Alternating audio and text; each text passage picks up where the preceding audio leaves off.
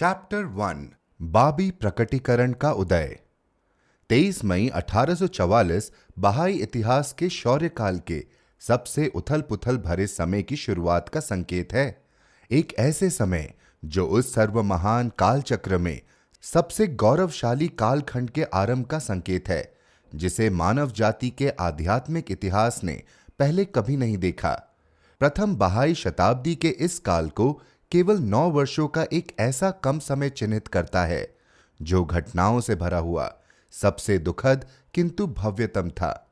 यह एक ऐसे प्रकटीकरण के जन्म के साथ शुरू हुआ, जिसके धारक का जय घोष आने वाली पीढ़ियां उस बिंदु के रूप में करेंगी, जिसके आसपास अवतारों और दिव्य संदेशवाहकों की वास्तविकताएं परिक्रमा करती है, जो और भी शक्तिशाली प्रकटीकरण के प्रारंभ की पहली हलचल के साथ ही समाप्त हो गया, जिसके दिवस की घोषणा बहाउल्लाह कहते हैं प्रत्येक अवतार ने की थी, जिसके लिए प्रत्येक दिव्य संदेशवाहक की आत्मा तरसी थी और जिसके माध्यम से ईश्वर ने अपने सभी संदेशवाहकों और अवतारों के हृदयों को प्रकाशित किया था। कोई आश्चर्य की बात नहीं कि बहाई प्रकटीकरण के जन्म और उत्थान से जुड़ी घटनाओं के उस अमर इतिहासकार नबील ने अपनी कथा का आधा भाग उन घटनाओं के वर्णन को समर्पित करना उचित समझा है, जिन्होंने इतने कम समय में अपनी वीरता की दुख भरी कहानी के माध्यम से मानव जाति की धार्मिक गाथा को इतना अधिक समृद्ध बनाया है। पूर्ण रूप से अद्भुत शक्ति के कारण और उन अति महत्व की घटनाओं के कारण, जो बड़ी त्वरित गति से एक के बाद एक घटती चली गई, उस आहुति के कारण जिसने इसके जन्म का अभिषेक किया, इसकी स्थापना करने वाले महान व्यक्ति की शहादत से जुड़ी उन आश्चर्यजनक परिस्थितियों के कारण, उस अनर्निहित क्षमताओं के कारण जिनसे शुरू से ही यह ओतप्रोत थी, और अंत में इसके माध्यम से उपजी शक्तियों के कारण, इन 9 वर्षों की अवधि को मानव जाति के धार्मिक अनुभव के संपूर्ण अनुक्रम में अद्वितीय स्थान प्राप्त होना चाहिए। जब हम इस अद्भुत नाटक के पहले दृश्य की घटनाओं को देखते हैं, तो हम इसके मुख्य नायक बाप को शिराज के क्षितिज पर उल्का के समान उदित होते हुए, ईरान के धुंधले आकाश में उत्तर से दक्षिण तक घूमते हुए, दुखद तीव्रता के साथ अस्तगमित होते हुए और प्रताप की चमक में मिटते हुए देखते हैं। हम उनके उपग्रह को, ईश्वर के उन मतवाले शूरवीरों की आकाश गंगा को उसी क्षितिज पर चढ़ते हुए, उसी उद्दीप्त प्रकाश को दीप्तिमान करते हुए, उसी तेजी के साथ स्वयं को जलाकर समाप्त करते हुए और स्थायी रूप से गतिशील हो रहे ईश्वर के नवजात धर्म को अतिरिक्त वेग प्रदान करते हुए देखते हैं। जिन्होंने इस अकल्पित आंदोलन को प्रेरणा प्रदान की, बल्कि स्वयं प्रतिज्ञापित कायम वह जो उठ खड़ा होगा, शाही बुज्जमान इस युग का स्वामी थे, जिन्हें कुरान काल के संपूर्ण विधान को रद्द कर देने का अन्याय अधिकार प्राप्त था, जिन्होंने स्वयं को उस आदि बिंदु की उपाधि दी थी, जिससे सभी सृजित वस्तुएं उत्पन्न की गई है। ईश्वर का वह मुखमंडल, जिसकी भव्यता कभी धुंधली नहीं पड़ सकती, ईश्वर का प्रकाश, जिसकी चमक कभी धूमिल नहीं होती। जिन लोगों के समक्ष वह प्रकट हुए, वे इस समय जगत की सबसे पतित जाति थी, पूर्णतया अज्ञानी, जंगली, क्रूर, पर्वाग्रहों से ग्रस्त, लगभग भगवान की तरह ही पूजे जाने वाले व्यक्तियों के अनुक्रम की अधीनता में जकड़े ऐसे लोग, जो अपनी अधमता में मूसा के समय के मिस्र के इजरायलियों की, अपनी हठ धर्मिता में ईसा मसीह के जमाने के यहूदियों की और अपनी भ्रष्टता में मोहम्मद के समय के अरबी मूर्ति उपासकों की याद दिलाते थे। वह मुख्य शत्रु, जिसने बाप के दावों को अस्वीकार किया, उनकी सत्ता को चुनौती दी, उनके धर्म को हानि पहुंचाई, उनके प्रकाश को लगभग बुझा दिया, और जो अंत में उनके प्रकटीकरण के प्रभाव तले चूर चूर हो गया, वह शिया धर्माधिकारी वर्ग था। भयानक रूप से हठधर्मी, अकथनीय रूप से भ्रष्ट, जनसाधारण पर असीमित अधिकार का आनंद उठाने वाले, उनके पद से ईर्ष्या करने वाले और समस्त उदार विचारों का असंगत विरोध करने वाले, इस जाति के सदस्यों ने 1000 वर्षों तक उस रहस्यमय इमाम के नाम का आह्वान किया था। उसके आगमन की अपेक्षा से उनके वक्ष दीप्त हो उठते थे। उसके विश्वव्यापी प्रभुत्व की प्रशंसा से उनके आसन गूंज उठते थे। उसके शीघ्र आगमन के लिए उनके अधर अब भी नित्य प्रार्थनाएं उच्चारित करते थे।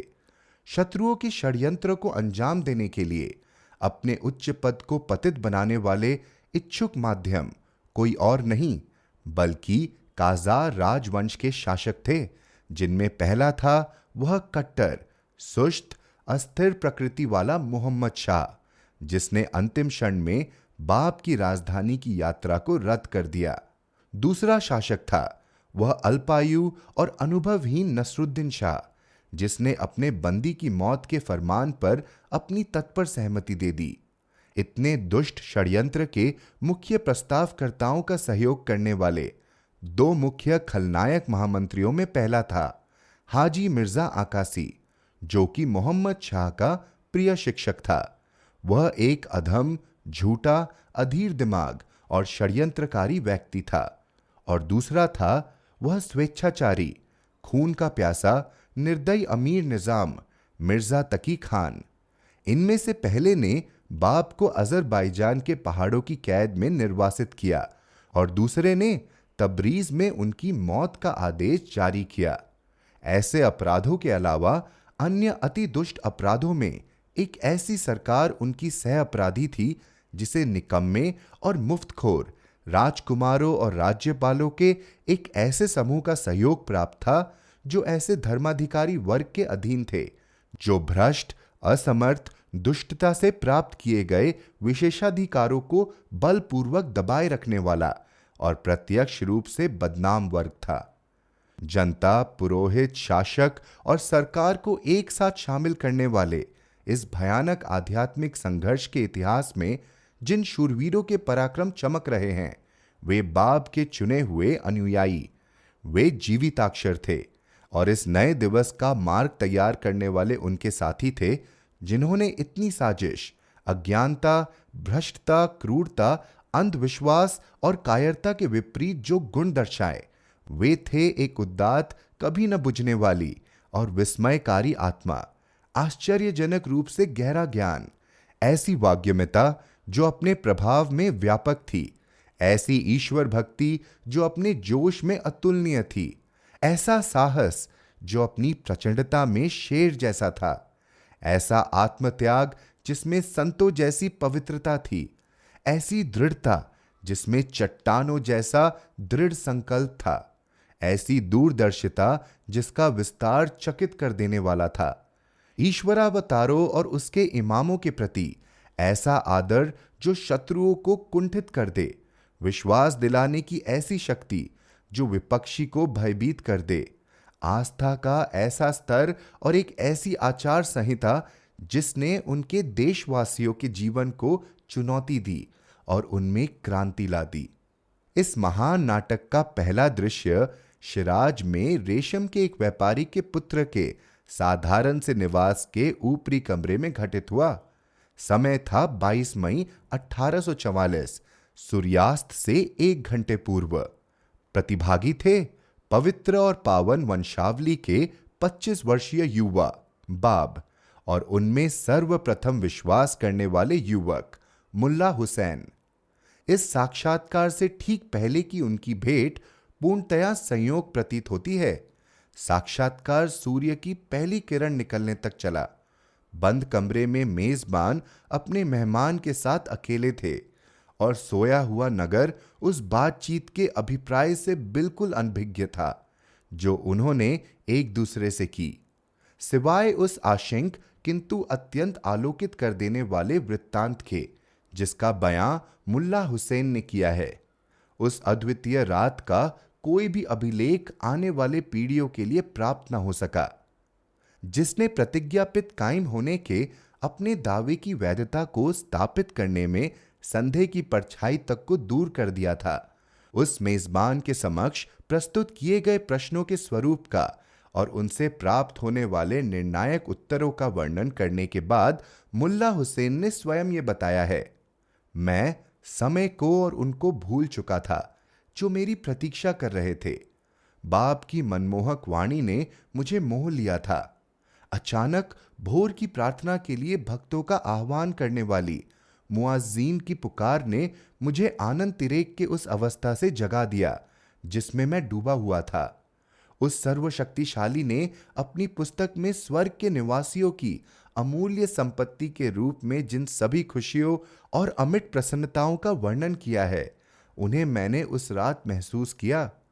ऐसा लग रहा था जैसे मैं एक ऐसे स्थान पर था जिसके बारे में वास्तव में यह कहा जा सकता है कि वहां हमें कोई कोशिश नहीं पहुंचा सकती और वहां हमें कोई थकान नहीं होगी। वहां व्यर्थ बातचीत कोई नहीं सुनेंगे, न ही कोई झूठ होगा। बस यह पुकार, शांति शांति। वहां यह पुकार उठेगी, महिमा हो तेरी हे ईश्वर। और वहां उनका अभिवादन होगा, शांति। और उनकी पुकार का अंत होगा, प्रशंसित हो ईश्वर, सभी प्राणियों के स्वामी। उस रात्रि नींद ने मुझे त्याग दिया था। मैं उस स्वर माधुर्य से मुग्ध हो चुका था जो उनके वचनों के साथ झंकृत और मंद होता। उनके द्वारा कई मूल अस्मा के श्लोकों के प्रकटीकरण के साथ साथ उनका स्वर उठता और उनके द्वारा प्रकट की जा रही प्रार्थनाओं के उच्चारण के साथ पुनः एक स्वर्गिक सूक्ष्म लय प्राप्त कर लेता। प्रत्येक स्तुति के अंत में वे यह श्लोक दोहराते, तेरे सर्व प्रतापशाली स्वामी की महिमा से अति दूर हो वह जो उसके प्राणी उसके विषय में कहते हैं, और उसके संदेश वाहकों पर शांति विराजमान हो, और प्रशंसित हो वह ईश्वर, सभी प्राणियों का स्वामी। मुल्ला हुसैन ने आगे लिखा है, इस प्रकार अचानक और घनघोर रूप से मुझ पर बरसाया गया यह प्रकटीकरण गरज के साथ उस भारी बिजली की कड़क के समान बरसा, जिसने कुछ देर के लिए मेरे अंग प्रत्यंग को सुन्न सा कर दिया। चकित कर देने वाली इसकी भव्यता से मेरी आंखें चौंधिया गई और इसके प्रभाव से मैं भाव विवल हो उठा। उत्तेजना, आनंद, विस्मय और आश्चर्य ने मेरी आत्मा की गहराइयों में हलचल मचा दी थी। इन भावनाओं में सबसे ऊपर प्रसन्नता और शक्ति का वह बोध था जिसने जैसे मेरा कायाकल्प ही कर दिया था। इससे पहले मैं स्वयं को कितना दुर्बल और अक्षम, कितना निरुत्साहित और भयाक्रांत महसूस करता था। तब मेरे हाथ पैर इतने कांपते थे कि न तो मैं ढंग से लिख सकता था, न चल सकता था। परंतु अब उनकी प्रकटीकरण के ज्ञान ने मेरे अस्तित्व को जैसे प्रेरणा से भर दिया था। अब मुझ में इतना साहस और इतनी शक्ति थी कि यदि यह दुनिया और इसके सभी लोग और शासक मेरे विरुद्ध उठ खड़े हो जाते, तो भी मैं भयभीत हुए बगैर अकेले ही उनके हमले का सामना कर लेता। यह ब्रह्मांड मेरे हाथों में मुट्ठी भर धूल के समान प्रतीत हो रहा था। ऐसा लग रहा था जैसे मैं समग्र मानव जाति का यह आह्वान करने वाली जिब्राइल की आवाज बन चुका हूं। उठो, क्योंकि देखो, पौ फट चुकी है। उठ खड़े हो जाओ, क्योंकि उसका धर्म प्रकट हो चुका है। उसकी कृपा का द्वार पूर्ण रूप से खोल दिया गया है। इसमें प्रवेश करो, ओ दुनिया के लोगों, क्योंकि वह जो तुम्हारा प्रतिज्ञापित है अब आ चुका है। बाबी विधान की सभी पुस्तकों में प्रथम, सर्वमहान और सर्वशक्तिशाली पुस्तक सुराए यूसुफ पर की गई उस प्रख्यात टिप्पणी के अवलोकन से बाप के ध्याय की उद्घोषणा को चिन्हित करने वाली इस उपकथा पर अधिक महत्वपूर्ण प्रकाश पड़ता है। इस पुस्तक के बारे में हम निश्चित रूप से यह कह सकते हैं कि उस अनूठी रात्रि को इसका पहला संपूर्ण अध्याय इसके दिव्य प्रकटकर्ता की कलम से निकला था। इस उपकथा के मुल्ला हुसैन द्वारा किए गए वर्णन के साथ साथ उस पुस्तक के शुरू के कुछ पृष्ठ इस महत्वपूर्ण प्रकटीकरण के महत्व और शक्ति की साक्षी देते हैं, जिस प्रथम संपर्क ने मानव जाति के आध्यात्मिक जीवन में सबसे प्रतापशाली युग के प्रारंभ के जन्म को चिन्हित किया और इसकी तिथि निर्धारित की। उसकी मुख्य विशेषताएं थी स्वयं ईश्वर का प्रवक्ता होने का बाप का दावा, जिसकी प्रतिज्ञा अतीत के ईश्वरावतारों ने की थी। यह दावा कि वे एक ऐसे व्यक्ति के अग्रदूत भी हैं जो उनसे अतुलनीय रूप से महान है, उनके वे आह्वान जो उन्होंने धरती के सम्राटों और राजकुमारों को भेजे, वे भयानक चेतावनियां जो राज्य के मुख्य दंडदायक मोहम्मद शाह को दी गई, हाजी मिर्जा आकासी को दिया गया ईश्वर से डरने का परामर्श और शाह के महामंत्री के रूप में अपना पद त्यागते हुए उस ईश्वर के समक्ष झुक जाने का आदेश, जो धरती और स्वर्ग और जो कुछ भी इनमें है का उत्तराधिकारी है, अपने धर्म की आत्मनिर्भरता की घोषणा करते हुए विश्व के शासकों की क्षणभंगुर शक्ति के दिखावे की भर्त्सना करते हुए प्रत्येक शासक को अपनी प्रभुसत्ता त्यागने तथा पूरब और पश्चिम में उनका संदेश प्रसारित करने के लिए दी गई चुनौती। इस ऐतिहासिक घोषणा के साथ ही उस युग का उदय हुआ जो समस्त युगों की पूर्णता का संकेत देता है।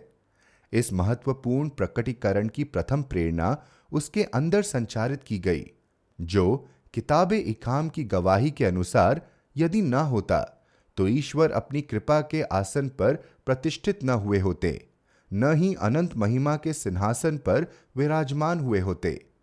फिर भी जब तक 40 दिन नहीं बीत गए, तब तक शेष 17 जीविताक्षरों का नामांकन प्रारंभ नहीं हुआ।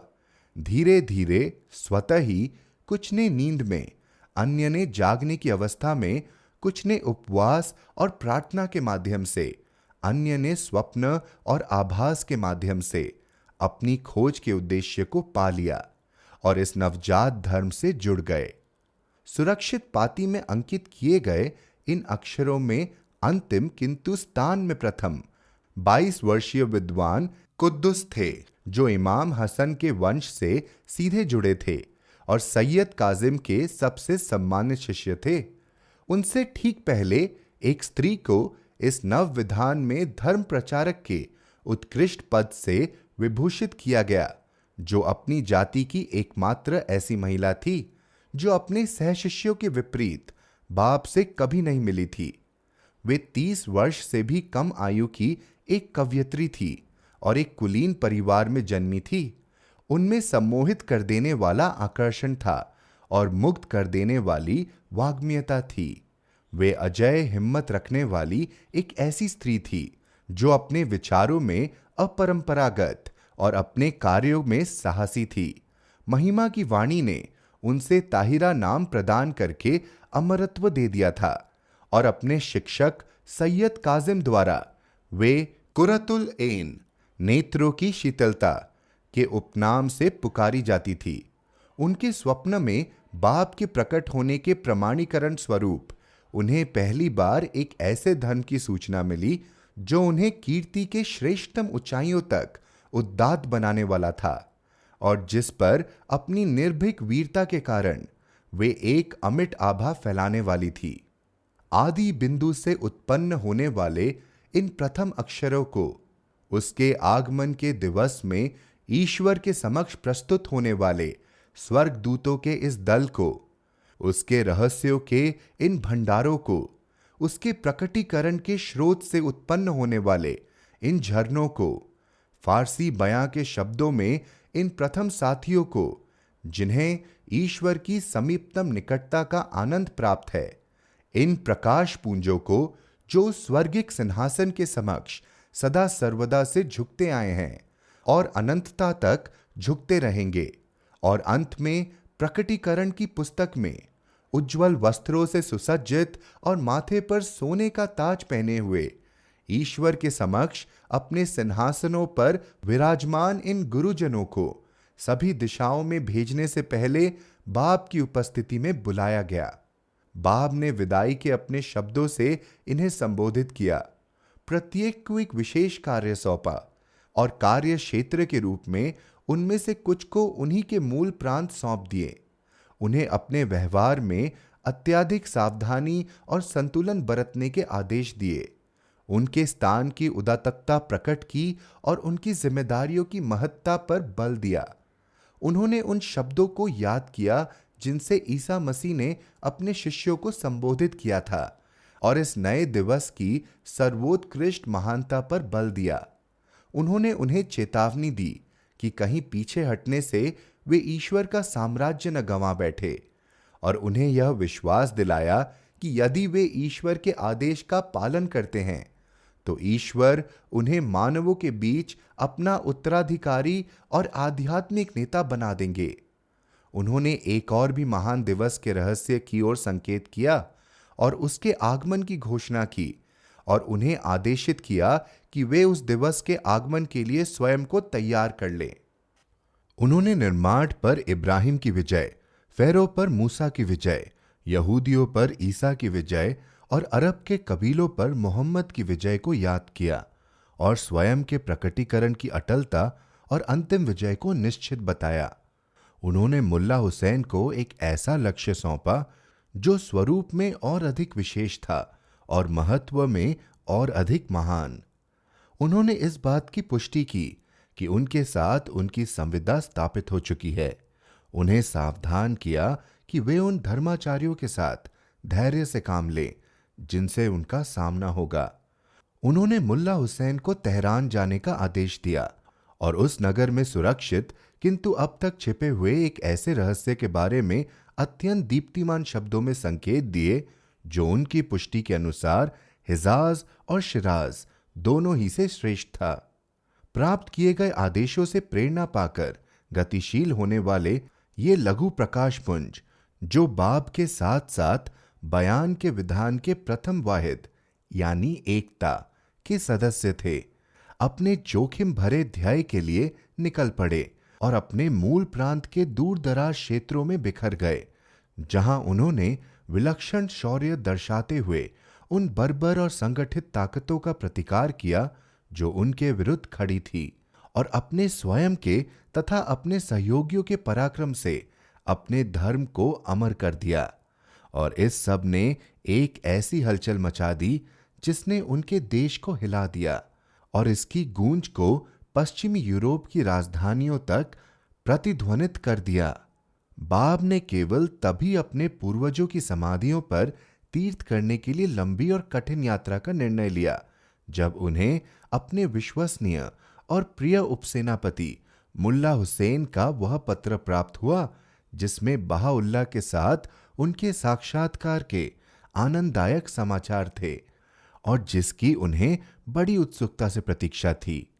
हिजरी सन 1260 सितंबर 1844 ईस्वी के शाबान माह में इस्लाम की परंपराओं को पूरा करते हुए काबा की तीर्थ यात्रा करने के लिए जिस व्यक्ति ने प्रस्थान किया वे अपने पिता और माता दोनों की ओर से फातिमा के वंशज थे और उस इमाम हुसैन के भी वंशज थे जो इस्लाम के संदेशवाहक के वैध उत्तराधिकारियों में श्रेष्ठतम हैं। रमजान के 19वें दिन अक्टूबर 1844 ईस्वी उन्होंने बुशायर से एक जहाज में प्रस्थान किया। उनके साथ कुद्दुस भी थे जिन्हें बाब बड़े परिश्रम के साथ उनको भावी उत्तरदायित्वों के लिए तैयार कर रहे थे। 1 माह से भी अधिक लंबी अवधि वाली तूफानी यात्रा के बाद जब वे जेद्दा पहुंचे तो वहां उन्होंने तीर्थयात्री का लिबास धारण किया और एक ऊंट पर सवार होकर मक्का के लिए रवाना हो गए, जहां वे दिल हाजिह के प्रथम दिन 12 दिसंबर पहुंचे। ऊंट की लगाम को पकड़े हुए कुद्दुस अपने स्वामी के साथ उस समाधि तक पैदल चले। उनके इतिहासकार बताते हैं कि आराफी के दिन शिराज के उस अवतार तीर्थयात्री ने अपना पूरा समय प्रार्थना में व्यतीत किया। नाहर के दिन उन्होंने मूना के लिए प्रस्थान किया, जहां प्रथा के अनुसार उन्होंने 19 मेमनों की कुर्बानी दी, जिनमें से 9 उनके स्वयं के नाम पर थे, 7 कुद्दुस के नाम पर और 3 उस इथियोपियाई सेवक के नाम पर थे जो उनकी सेवा में था। विशेष महत्व वाली 2 घटनाओं के कारण हिजाज की उनकी यात्रा विशिष्ट थी। पहली घटना थी उनके ध्येय की उद्घोषणा और उस अहंकारी मिर्जा मोहित किरमानी को उनकी खुली चुनौती, जो शैखी स्कूल का सबसे उत्कृष्ट व्याख्याता था। मिर्जा मोहित कभी कभी इस हद तक भी चला जाता था कि उसने उस शैखी स्कूल से स्वयं को स्वतंत्र समझ लिया था, जो सैयद काजिम की मौत के बाद बाबी धर्म के भयानक शत्रु हाजी मोहम्मद करीम खान के नेतृत्व में था। दूसरी घटना थी मक्का के शेरिफ को कुद्दुस के हाथों धर्मपात्र के रूप में पहुंचाया गया वह आमंत्रण, जिसमें इस नए प्रकटीकरण के सत्य को स्वीकार करने के लिए ईश्वर के मंदिर के उस अभिरक्षक का आह्वान किया गया था। परंतु अपनी ही दुनिया में खोए उस शेरिफ ने कोई उत्तर नहीं दिया। 7 वर्षों के बाद किसी हाजी नियाज बगदादी के साथ बातचीत के अंतर्गत इसी शेरिफ को शिराज के उस दिव्य संदेशवाहक के ध्येय और शहादत से संबंधित घटनाओं की जानकारी मिली। उसने उन घटनाओं के वृत्तांत को ध्यानपूर्वक सुना और बाप के साथ घटने वाली उस दुखद नियति पर अपना रोष व्यक्त किया। बाप की मदीना यात्रा के साथ उनकी तीर्थ यात्रा समाप्त हुई। पुनः जेदा होते हुए वे बुशायर लौट आए, जहां उनके कई कार्यों में से एक था अपने सहयात्री और शिष्य कुद्दुस को अंतिम बार अलविदा कहना और उन्हें यह विश्वास दिलाना कि वे उनके हृदयों के उस प्रिय से अवश्य मिल सकेंगे। इसके अतिरिक्त उन्होंने कुद्दुस को यह सूचना भी दी कि एक शहीद की मृत्यु के ताज से उनका अभिषेक किया जाएगा और इसके बाद उन्हीं शत्रुओं के हाथों स्वयं बाप का भाग्य भी ऐसा ही होगा। 1261 फरवरी से मार्च 1845 ईस्वी में बाप ने अपने मूल निवास की यात्रा की और वापसी एक ऐसी हलचल का संकेत थी जिसने पूरे देश को हिला दिया था। उनके नियुक्त शिष्यों के फैलाव और गतिविधियों के कारण उस अग्नि ने एक ऐसी ज्वाला का रूप धारण कर लिया था जो उनकी उद्घोषणा से प्रज्वलित हुई थी। इस अग्नि ने 2 वर्षों से भी कम अवधि में मित्रों और शत्रुओं के आवेग को भड़का दिया था। इस प्रज्वलन की शुरुआत ने इसे उत्पन्न करने वाले उस महान व्यक्ति की अपने ही मूल नगर में वापसी की भी प्रतीक्षा नहीं की। वास्तव में एक अत्यंत पतित और प्रवृत्ति में अत्यधिक उत्तेजक पीढ़ी पर एक ऐसे प्रकटीकरण के इतने नाटकीय प्रवाह के आशय का अन्य कोई परिणाम नहीं हो सकता था, सिवाय इसके कि मनुष्यों के भीतर भय, घृणा, क्रोध और ईर्ष्या का भीषणतम आवेग उमड़े। यह एक ऐसा धर्म था जिसके संस्थापक ने केवल उस छिपे हुए इमाम का द्वार होने का दावा करके ही स्वयं को संतुष्ट नहीं कर लिया, बल्कि उसने एक ऐसा स्थान ग्रहण किया जो स्वयं साहिबुज्जमान से भी अधिक श्रेष्ठ था। उसने स्वयं को एक ऐसे व्यक्ति का अग्रगामी घोषित किया था जो उससे अतुलनीय रूप से महान था, जिसने केवल शाह की प्रजा को ही नहीं बल्कि स्वयं राजा और धरती के सम्राटों और राजकुमारों को भी निश्चित आदेश दिए कि वे अपना सर्वस्व त्याग कर उसका अनुसरण करें, और जिसने धरती और इसमें जो कुछ भी है का उत्तराधिकारी होने का दावा किया। यह एक ऐसा धर्म था जिसके धार्मिक और सामाजिक सिद्धांत, जिसके नैतिक मानदंड और धार्मिक नियमों ने उस समाज के पूरे ढांचे को ही चुनौती दे डाली जिसमें इसका जन्म हुआ था। यह एक ऐसा धर्म था जिसने चौंका देने वाली एक मेवता के साथ लोगों को उनके धर्माधिकारियों और मुख्य दंडदायक तथा उसके मंत्रियों को सरकार के समर्थन में खड़ा कर दिया और उन्हें एक ऐसे विरोधी के रूप में एक कर दिया जो उस अभियान को जड़ से नष्ट करने पर उतारू थे, जिसका आरंभ करने वाले को वे एक अधर्मी और दुस्साहसी दावेदार समझते थे।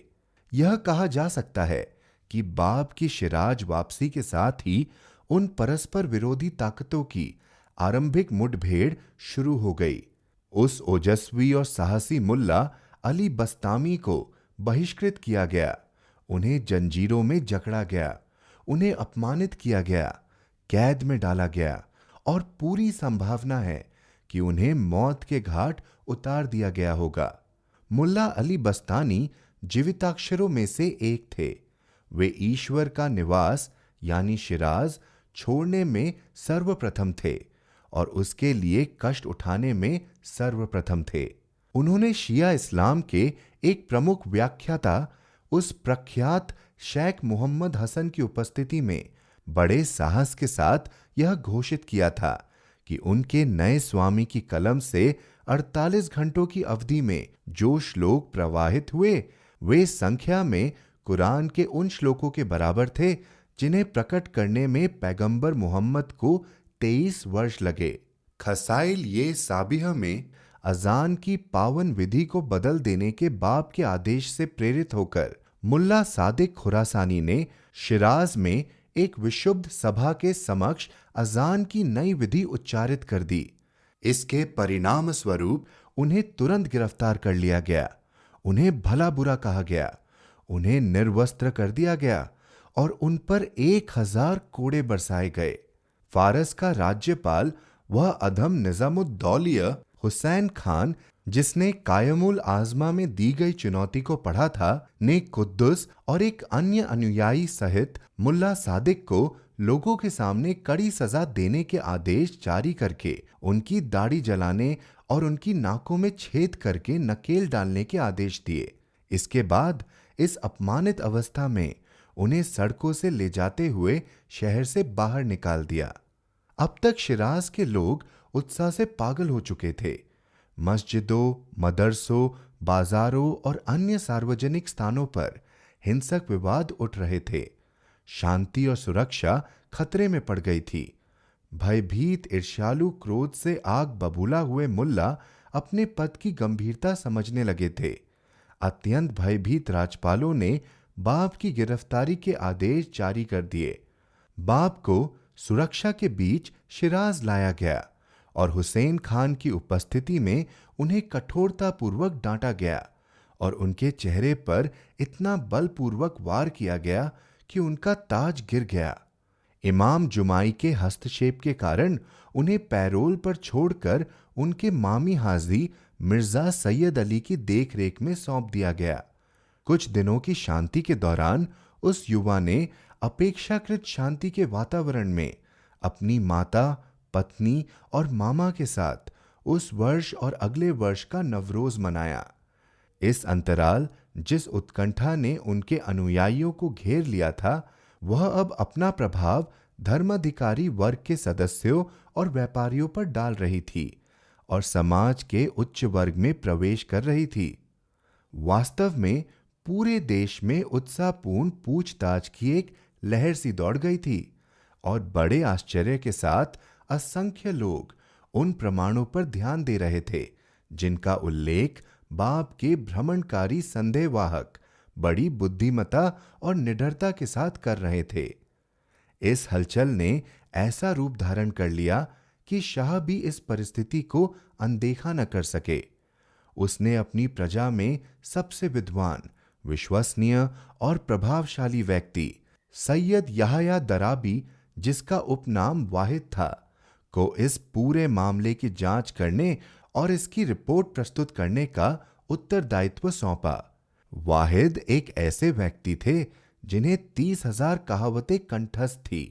वे उदार विचारों वाले, अत्यंत कल्पनाशील, स्वभाव से उत्साही, दरबार के निकट संपर्क में रहने वाले एक ऐसे व्यक्ति थे जिन्हें 3 साक्षात्कारों में बाप के तर्क और व्यक्तित्व ने पूरी तरह जीत लिया था। उनका पहला साक्षात्कार इस्लाम की आध्यात्मिक शिक्षाओं, कुरान के सबसे गूढ़ उदाहरणों और इमामों की भविष्यवाणियों और परंपरागत कहावतों पर केंद्रित था।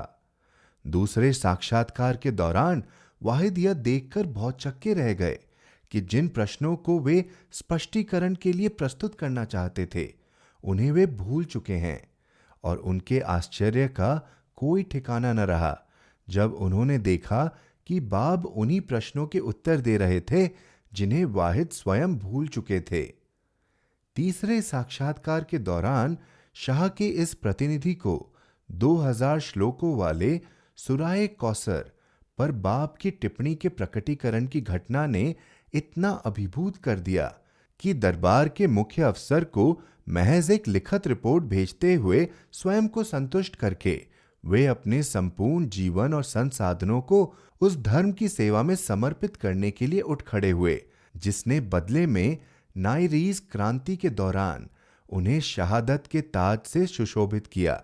जिस वाहिद ने शिराज के एक अनजान सैयद के तर्कों को गलत सिद्ध करने का, उसके विचारों को त्याग देने के लिए उसे प्रेरित करने का और उस पर विजय प्राप्त करने के प्रमाण स्वरूप उसे तेहरान लाने का दृढ़ संकल्प लिया था। उसी वाहिद को अपने स्वयं के कथनानुसार ऐसा आभास हुआ जैसे वे बाप के पैरों की धूल की तरह दीन हैं। शिराज में वाहिद के प्रवास के दौरान उनके अतिथेय हुसैन खान भी शाह को यह लिखने और इस बात का विश्वास दिलाने पर विवश हो गए कि हुजूर के नामवर प्रतिनिधि वाहिद अब बाबी बन चुके हैं। बाप के धर्म का एक और अधिवक्ता, जो जोश में वाहिद से भी अधिक तेज और पद में लगभग मुल्ला अली बस्तामी जितना प्रतिष्ठित था, वह मुल्ला अली जंजानी था, जिसका उपनाम था हुज्जत। वह एक पत्रकार, एक समीक्षक, सोच में निर्भीक और स्वतंत्र, अवरोधों के प्रति अधीर और एक ऐसा व्यक्ति था जिसने अबवाबी अरबाईह से लेकर निम्नतम मुल्ला तक के संपूर्ण धर्माधिकारी तंत्र पर दोष लगाने की हिम्मत की थी। अपनी श्रेष्ठतर प्रतिभाओं और आवेशपूर्ण वाग्यमयता के कारण हुज्जत ने कई बार अपने दकियानूसी शिया विरोधियों को आश्चर्यचकित कर दिया था। ऐसा व्यक्ति एक ऐसे धर्म के प्रति उदासीन न रह सका जो उसके देववासियों के बीच इतनी बड़ी दरार उत्पन्न कर रहा था। जिस शिष्य को उसने मामले की जांच के लिए शिराज भेजा, वह बाब के प्रति तुरंत आकर्षित हो गया। उस संदेशवाहक द्वारा लाए गए कयूमुल आसमा के मात्र एक पृष्ठ का अवलोकन हुज्जत में इतना परिवर्तन लाने के लिए काफी था कि उन्होंने अपने मूल निवासी नगर में एकत्रित हुए विद्वानों के समक्ष यह घोषित कर दिया कि यदि इस पुस्तक का लेखक दिन को रात और सूर्य को परछाई घोषित कर दे तो वह बिना किसी झिझक के उसके निर्णय का समर्थन करेंगे। इस नए धर्म की निरंतर बढ़ती हुई सेना के एक और नए सिपाही प्रतापशाली मिर्जा अहमद अजगंदी थे, जो खुरासान के उलेमाओं में सबसे ज्ञानी, सबसे बुद्धिमान और श्रेष्ठम थे, जिन्होंने उस प्रतिज्ञापित कायम के आगमन की प्रतीक्षा में उनके प्रकटीकरण के समय उसके स्वरूप संबंधी करीब 12,000 कहावतों और भविष्यवाणियां संकलित की थी।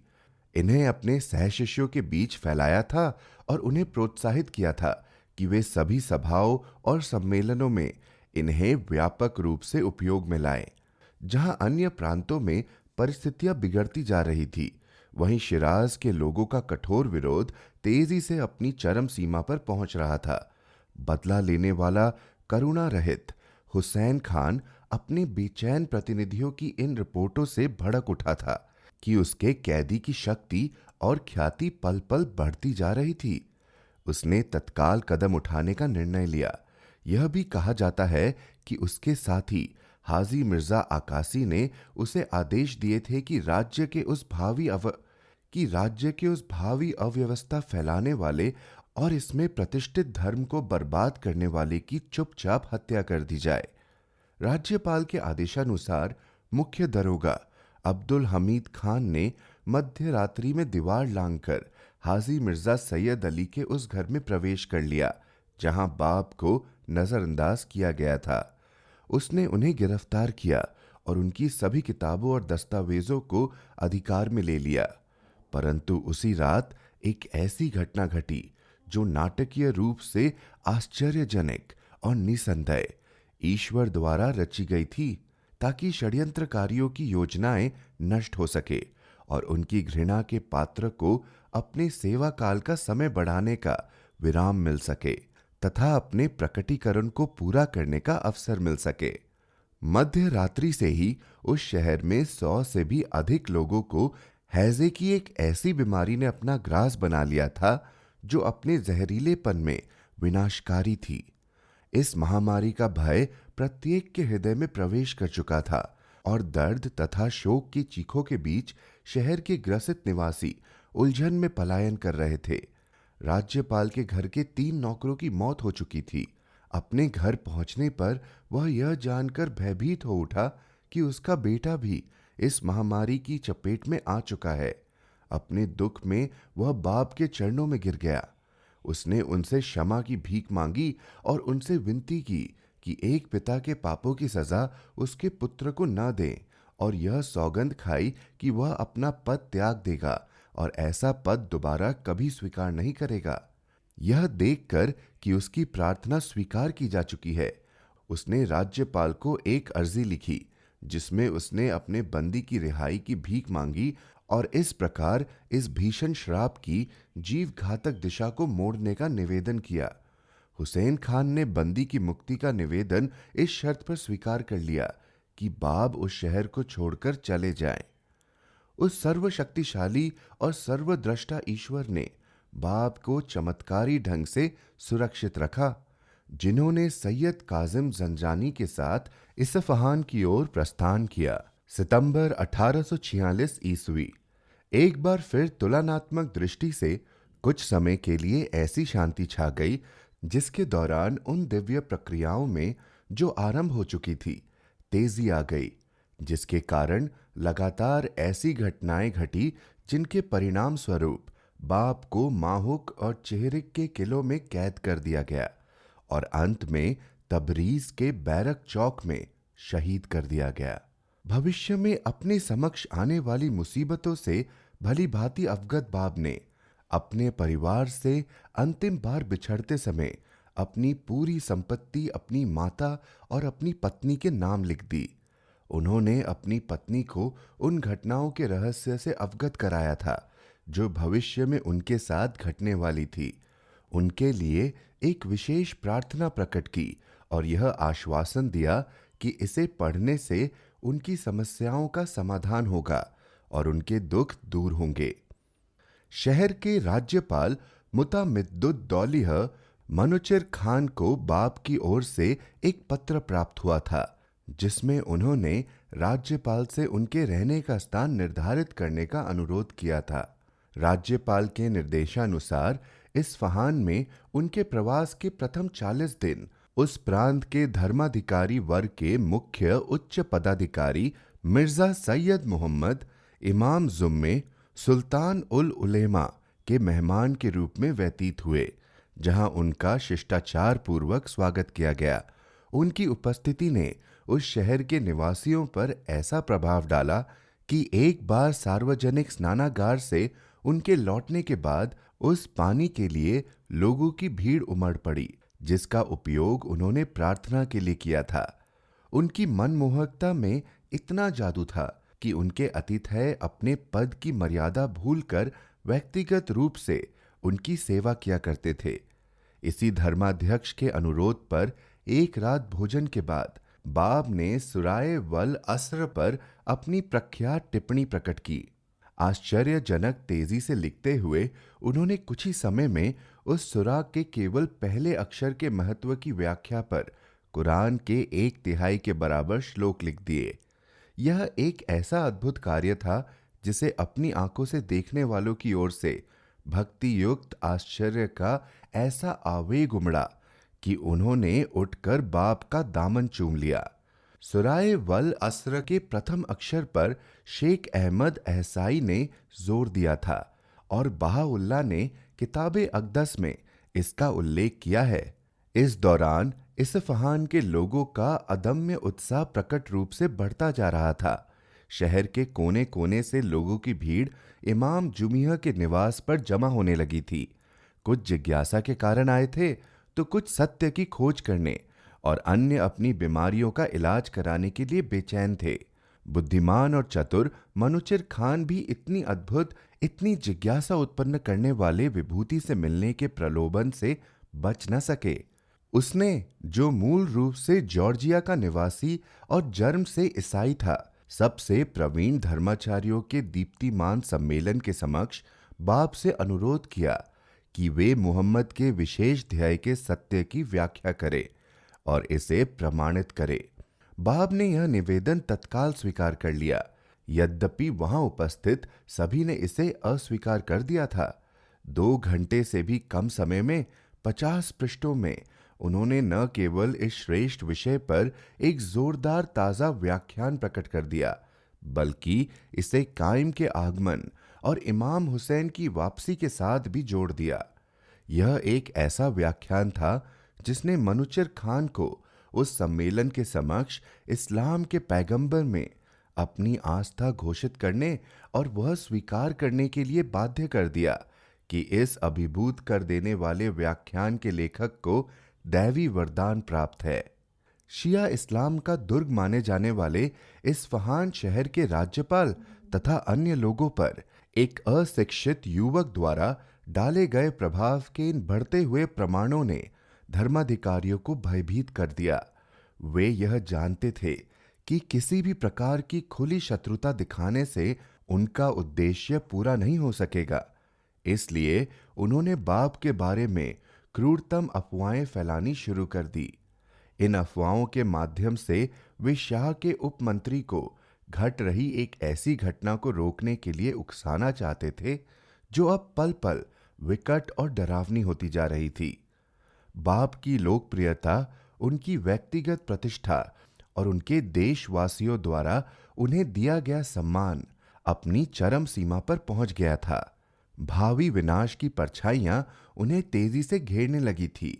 इसके बाद तीव्रता के साथ एक के बाद एक ऐसी दुखद घटनाएं घटने लगी जिनकी चरम सीमा उनकी स्वयं की मौत थी और उनके धर्म के प्रत्यक्ष प्रभाव का अंत था। अहंकारी और धूर्त हाजी मिर्जा आकासी को यह डर था कि कहीं बाप का प्रभाव उसके राजा पर न पड़ जाए और इस तरह उसका अपना सर्वनाश न हो जाए। इसलिए वह पहले से कहीं अधिक उत्तेजित हो गया, इस शंका के कारण कि बाप को गुप्त रोग से मुतामीद की सहानुभूति प्राप्त थी और यह अच्छी तरह जानते हुए कि राजा को मुतामीद पर बहुत भरोसा था, उसने इमाम जुमिया को उसके पावन कर्तव्यों का पालन न करने के लिए जमकर फटकार लगाई। साथ ही उसने अपने कई पत्रों में इस्फहान के उन उलेमाओं पर अपनी विशेष कृपा बरसाई जिन्हें पहले उसने अनदेखा कर दिया था।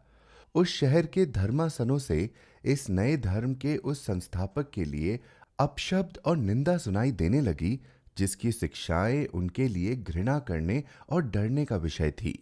स्वयं शाह को भड़काया गया कि वह बाप को अपनी राजधानी बुलवाए। मनुचिर खान, जिसे बाप को रवाना करने की व्यवस्था करने का आदेश दिया गया था, ने निर्णय लिया कि वह बाप को कुछ दिन अपने निवास पर रखेगा। इस बीच बाप के इतने व्यापक प्रभाव को देखकर मुज्तहिदों और उलेमाओं ने एक बैठक बुलवाई जिसमें एक ऐसा अपमानजनक दस्तावेज जारी किया गया जिसे शहर के धार्मिक नेताओं ने हस्ताक्षरित और मोहरबंद किया। इस दस्तावेज में बाप पर धर्म विरोधी होने का दोष लगाया गया था और उन्हें मौत की सजा सुनाई गई थी। यहां तक कि इमाम जुमिया को भी बाध्य किया गया था कि वह इस दस्तावेज में अपने हाथों से लिखा हुआ प्रमाण जोड़े कि बाप में सोचने समझने की शक्ति नहीं है। बड़ी शर्मिंदगी महसूस करते हुए और बढ़ते हुए हंगामों को शांत करने के लिए मुतामिद ने एक उपाय सोच निकाला जिससे हट करने वाली बढ़ती हुई जनता को यह विश्वास दिलाया गया कि बाप तेहरान के लिए रवाना हो चुके हैं। इस प्रकार वह राज्यपाल के निजी निवास इमारत खुर्शीद के एकांत में बाप को 4 माह का विराम देने में सफल रहा। इन्हीं दिनों बाप के अतिथय ने अपनी इच्छा व्यक्त की कि वह अपनी पूरी संपत्ति इस नए धर्म के हितों को बढ़ावा देने के लिए समर्पित करना चाहता है। उनके समकालीन व्यक्तियों के अनुसार उनकी संपत्ति 4 करोड़ फ्रैंक से कुछ कम नहीं थी। मुतामीद ने यह इरादा व्यक्त किया कि वह मोहम्मद शाह का धर्म परिवर्तन करना चाहता है और एक बेशरम एवं चरित्रहीन मंत्री से पीछा छुड़ाने के लिए उन्हें प्रेरित करना चाहता है। साथ ही वह यह भी चाहता है कि अपनी एक बहन से बाप के विवाह के लिए राजा की सहमति प्राप्त करे। परंतु मुतामिद की आकस्मिक मौत, जिसकी भविष्यवाणी बाप कर चुके थे, ने आने वाले संकट के मार्ग को और भी सुगम बना दिया। उस क्रूर और अति लोभी उपराज्यपाल गुरगीन खान ने शाह को उकसाया कि वह दूसरी बार समन जारी करते हुए आदेश दे कि उस बंदी युवक का भेष बदलकर उसे एक रक्षक दल के साथ तेहरान लाया जाए। शाह के इस लिखित आदेश का उत्तर उस नीच गुरगीन खान ने बेझिझक दिया, जिसने पूर्व में अपने चाचा मुतामिद की वसीहत अपने हाथ लग जाने पर उसे नष्ट कर दिया और उनकी संपत्ति हड़प ली। परंतु राजधानी से कुछ 30 मील की दूरी पर किनार गिर्द के किले में एक संदेशवाहक ने सुरक्षा दल के मुखिया मोहम्मद बेग को हाजी मिर्जा आकासी का एक लिखित आदेश दिया, जिसमें उसे कुलैन जाने और वहां पहुंचकर आगे के निर्देश की प्रतीक्षा करने के निर्देश दिए गए थे। इसके कुछ ही समय बाद स्वयं शाह द्वारा बाप को संबोधित किया गया। दिनांक रबी उस्सानी 1263, मार्च 19, अप्रैल 17, 1847 ईस्वी का एक पत्र प्राप्त हुआ, और जो यद्यपि विनम्र शब्दों में लिखा गया था, परंतु स्पष्ट रूप से व्यक्त कर रहा था कि उस उपमंत्री ने किस हद तक अपने राजा पर अपना विषाक्त प्रभाव डाला हुआ था। मनूचर खान द्वारा इतने प्रेम से संजोई हुई योजनाएं अब पूरी तरह निष्प्रभावी हो चुकी थी। इसी गांव के पास ही अजरबैजान से उत्तर पश्चिमी कोने में स्थित माहुक का किला, जिसके निवासियों ने एक लंबे समय तक इस उपमंत्री के संरक्षण का लाभ उठाया था, वह स्थान था जो मोहम्मद शाह ने अपने विश्वासघाती मंत्री की सलाह पर बाप की कैद के लिए निर्धारित किया था। उस उजाड़ और बंजर परिवेश में उनका साथ देने के लिए उनके एक अनुयायी साथी, एक सेवक के अतिरिक्त अन्य किसी को भी रहने की अनुमति नहीं दी गई थी। उस शक्तिशाली और कपटी मंत्री ने राजा का ध्यान खुरासान के हाल ही के गदर और किरमान के विद्रोह पर केंद्रित करने की आवश्यकता का बहाना बनाकर उस योजना को विफल करने में सफलता प्राप्त कर ली, जो यदि निष्पादित हो जाती तो इससे उसके अपने भाग्य सहित उसकी सरकार, उसके शासक और उसकी जनता के भाग्य पर गंभीरतम प्रभाव पड़ता।